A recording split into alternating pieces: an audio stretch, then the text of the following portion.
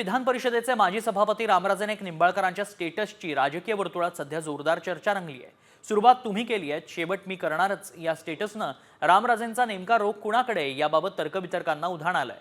रामराजेंचे बंधू संजीवराजे नाईक निंबाळकरांची तब्बल 5 दिवस गोविंद दूधमधील अनियमित व्यवहाराच्या अनुषंगानं चौकशी झाली आणि त्यामुळे आता हा इशारा कुणाला याची चर्चा रंगतीये।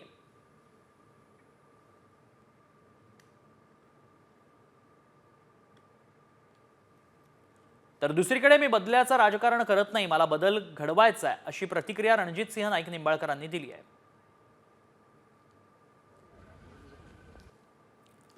अशा प्रकारच्या कारवाई फलटणमध्ये त्याच दिवशी 3 कारवाई झाल्या, इंदापूरमध्ये झाली, नगरमध्ये झाली, नागपूरमध्ये झाली।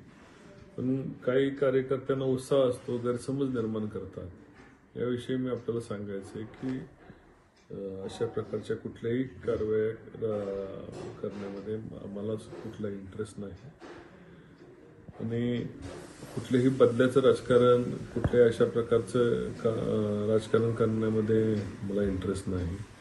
आम्हाला बदलाव आणायचा आहे, बदला घ्यायचा नाही।